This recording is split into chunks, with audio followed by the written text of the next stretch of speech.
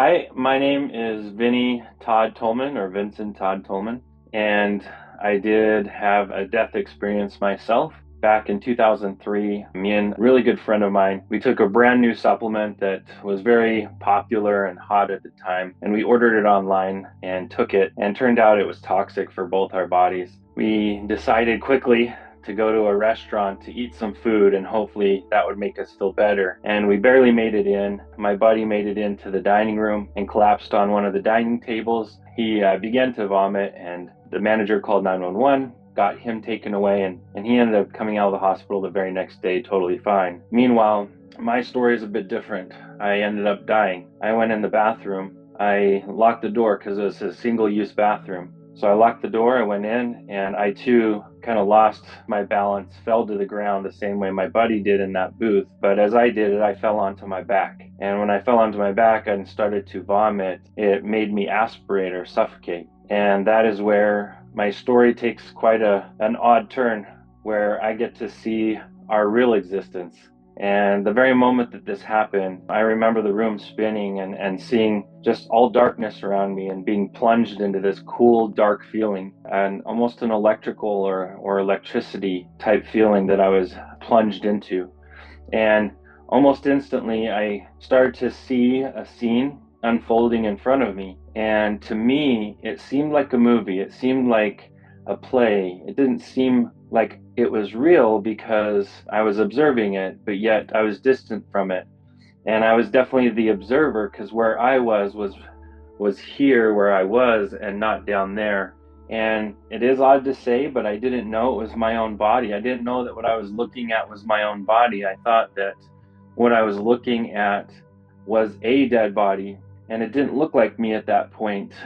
And I also was perceiving the thoughts and the feelings and the emotions of everybody in that building and in that little restaurant. I could feel and hear the thoughts of the manager and the worry that he had for the guy that had just been taken away in an ambulance that he didn't know. And, I'm hearing the thoughts of customers in the restaurant as well as the cook in the back. And I'm just aware of all these things. And it was very different. I kept thinking that this is such a weird way to see a movie, to be able to hear and understand everyone in the scene. And as this was happening, one of the customers kept trying to use the restroom, kept trying to get the locked door open. And after so many times, he approached the manager and said, "Hey, I think, someone might be in trouble in there." He kept hearing a phone ring. So the manager went over, knocked on the door, and opened the door and saw the dead body on the ground. At this point, they did call 911 again. They called the emergency services. They got emergency services there, a second team to respond. And as they responded, they did pronounce the body dead. They did some preliminary attempts to try to resuscitate the body or bring it back, but it didn't work. They knew that the body was long gone. It was actually starting to turn cold. It felt cold to them. Went ahead and proceeded to bag the body up. They put the body into a bag, zipped it up. They strapped it to an EMT or medical gurney, and they went ahead and pulled away from the scene to take this body and turn it into the medical examiner. And still at no point did it even dawn on me that what I was watching was my body. So I'm watching them pull away from the scene of this restaurant, and they get out on the main road. As they get onto that main road, instantly, right as they hit that road, I see a glow start to form around this brand new medic. He's sitting in the back of the ambulance. The two veteran medics are sitting in the front. But this rookie medic, his first week on the job, he literally started to glow around his heart area. And as I was witnessing this, I was just kind of in awe. It was very powerful and very beautiful just to even perceive this light coming from him. And out of nowhere, I feel this very strong force come over my left shoulder where I am. I felt the velocity of something going over my shoulder, and I could perceive that energy actually hit that rookie medic right there in the heart space. And as it did, I heard very loudly, "This one's not dead." And I looked around to see where that voice came from. So did the rookie medic. He looked around, he didn't know where that voice came from. As a follow-up to that, he was looking over at the other two medics thinking maybe it's them that are trying to play a trick on me, and realized quickly that it wasn't them. And he didn't do anything. He did hear the message though. He knew he heard it. And that light was still there glowing around his heart. And it started to expand and get bigger. And it literally, instead of just glowing around his heart space, it went all the way to his waist, to above his head. He was literally glowing from the waist up, completely glowing of this golden light. And then for a second time, I felt this force go over my left shoulder. And I heard even louder this second time, "This one's not dead." Now, when that was said the second time, the medic, he knew he wanted to do something about this.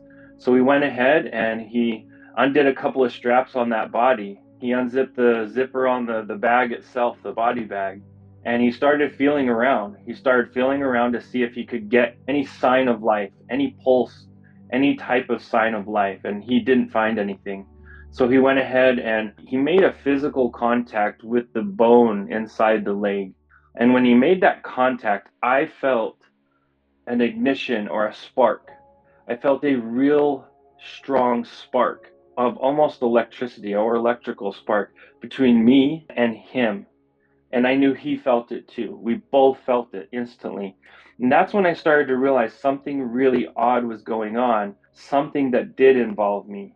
And this rookie medic, the miracle of it to me at this point when he felt that spark, that was enough for him that he wanted to at least try some more to resuscitate this body. So he went ahead and began the process of attempting the resuscitation of this body. He started getting, forcing oxygen into the lungs. He started the procedures that they typically do. As he did so, he hooked up a special machine that shocks the body to get the heart to start again. And this machine, it makes a loud alarm once you turn it on, and it gets ready to charge the body with electricity. As it does, this alarm going off, it made the other two medics stop what they were doing and look back and see what this rookie was doing in the back of the ambulance. When they saw this, they really started tearing into this and tearing him down, telling him, "Hey, you're going to get fired. This is illegal. You can't do this.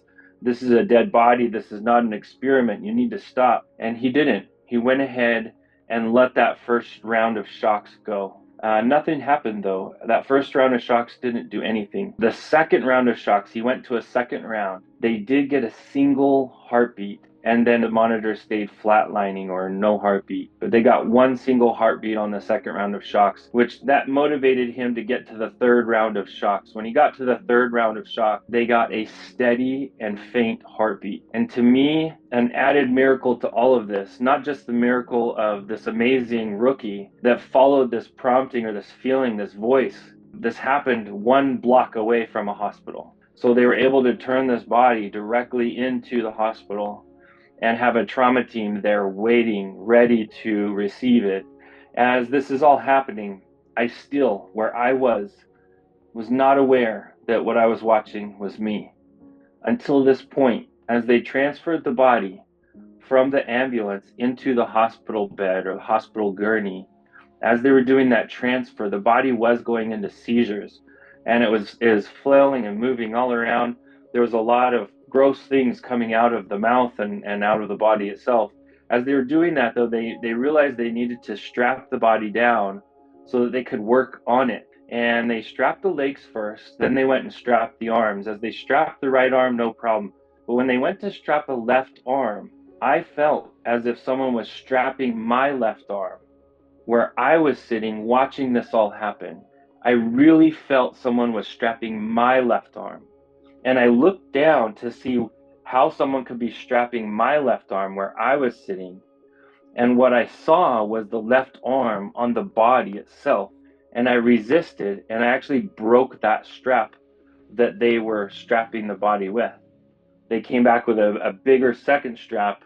It looked very much like a leg strap that they had put on legs. And they put that on the arm, and I knew instantly that what I had been witnessing this whole time was me. At this point, it was an extremely scary place for me to be, because when you're witnessing something, it's secondary to you, it's outside of you. But now all of a sudden, everything I've been witnessing for a long time, because this was a very long time that I was witnessing this, I realized that I was an idiot. How could I not know that I was watching my own death this whole time? How could I not know that? And I just felt so dumb and such an idiot how I could not know that what I had been witnessing this whole time was my own death. And I started to allow these dark, fearful thoughts into my consciousness, into my mind space, my head space. And as I was having these negative thoughts, I started to see some of the negative things I had done, some of the negative influences I had had in my life. And I saw it from the fastest little glimpses, but I saw it from not just inside of me, but from inside the people that I affected. And as I started to feel like I was drowning in this fear and darkness, I began to feel this most beautiful warmth. Words literally can't describe this warmth that I felt. This pure, unconditional love started to pour over me. It felt like warm water being poured over my back. And I remember it was such a beautiful feeling that I wanted to know where it was coming from. And as I embraced this feeling, I started to now see in very quick flashes the good things that I had done, and that there was so much more good that I had ever done than ever bad.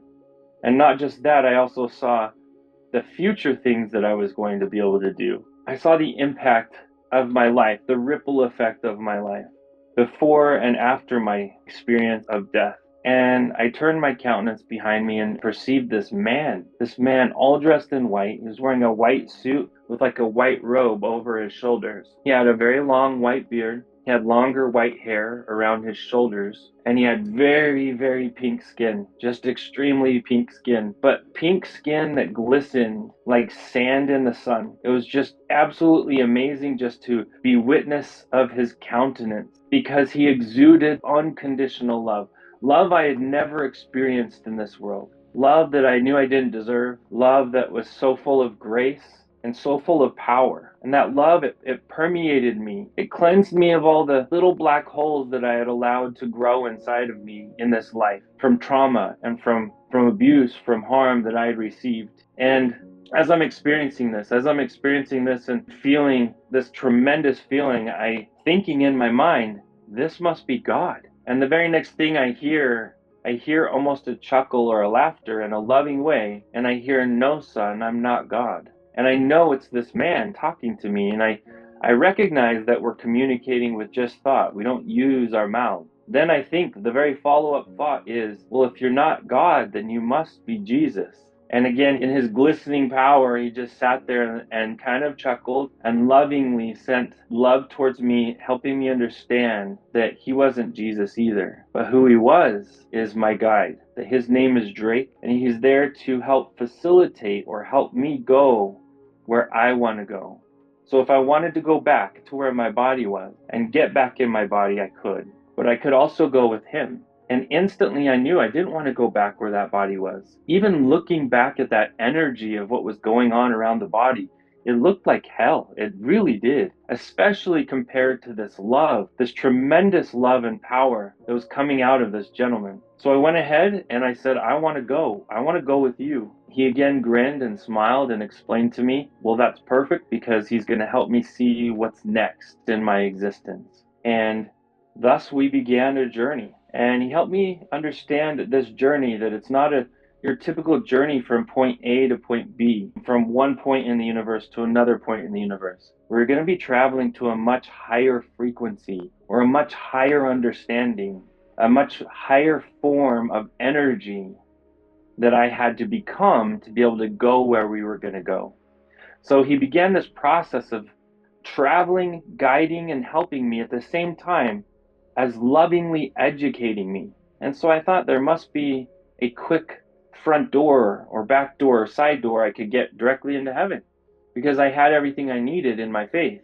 And he smiled and lovingly showed me that there was so much more I didn't fully embrace or understand yet. Even in my Christianity, in my version of Christianity that I learned and was raised in, I wasn't fully embodied to what I needed to know.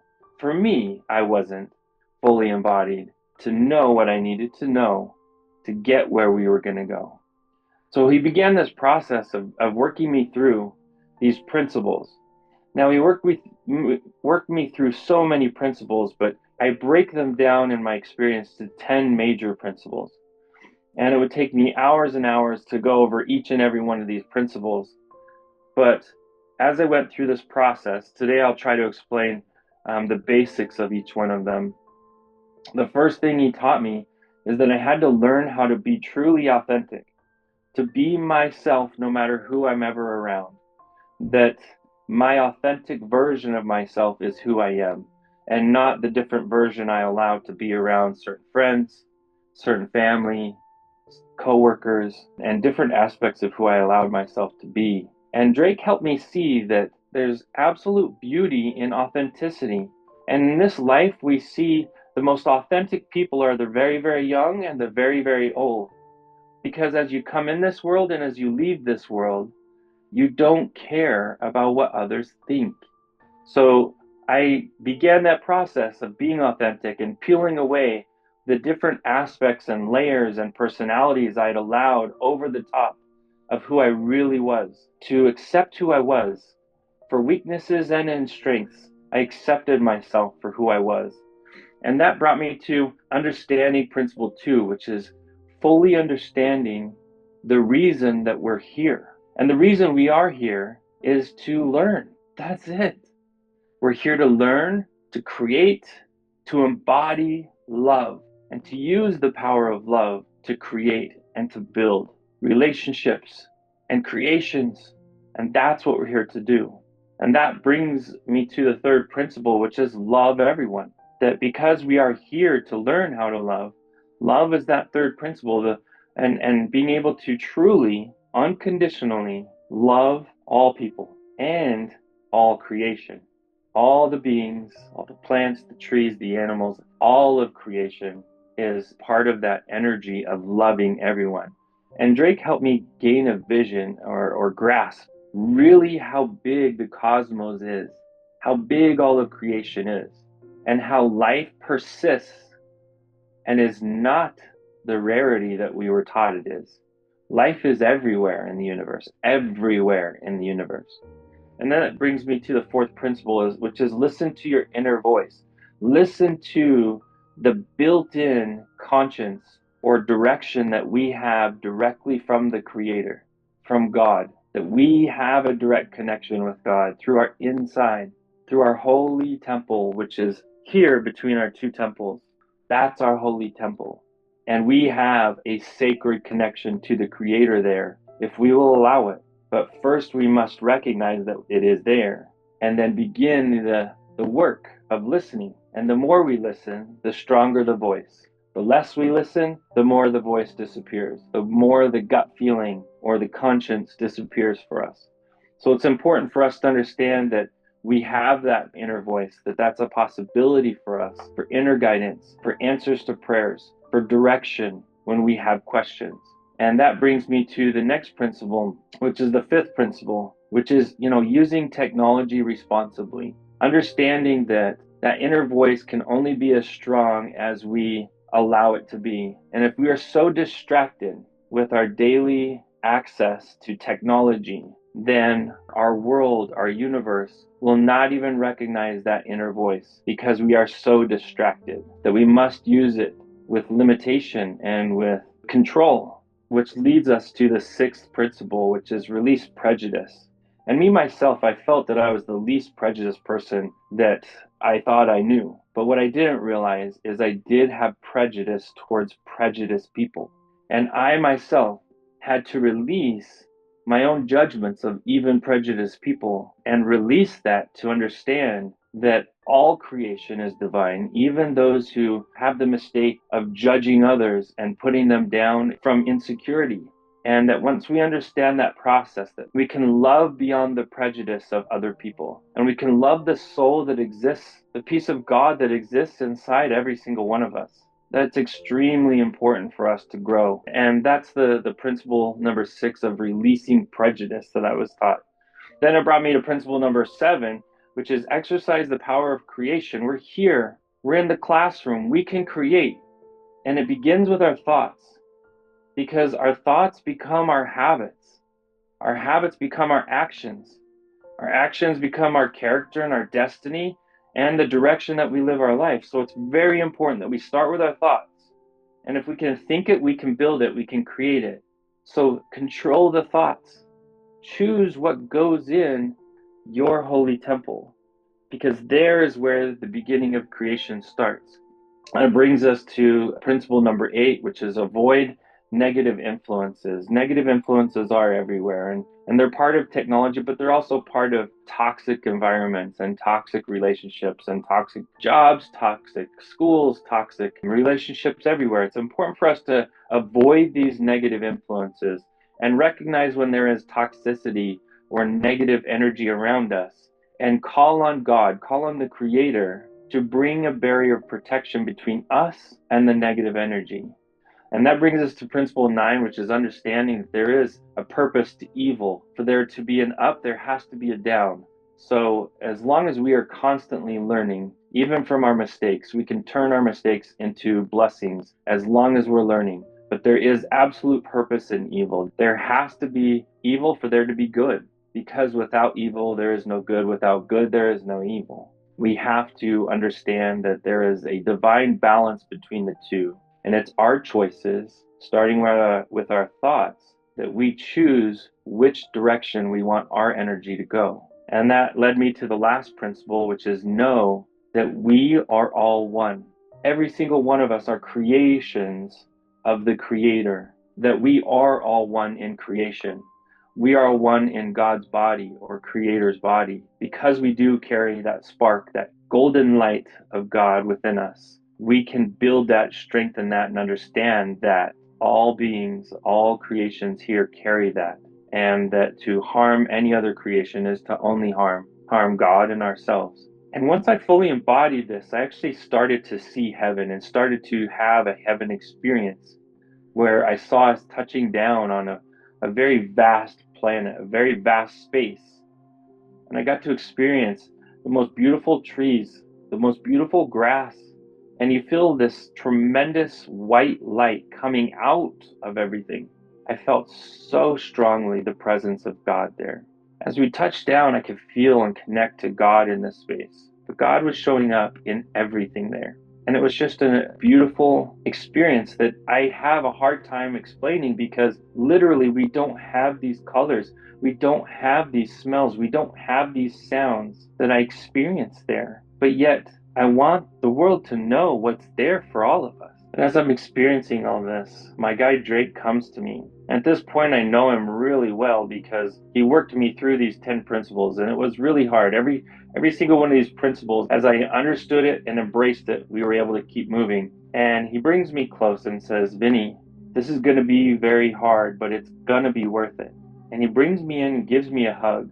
And there, hugs are different. Hugs are very, very different there because there, you're not trapped in the physical form or in the third dimensional form.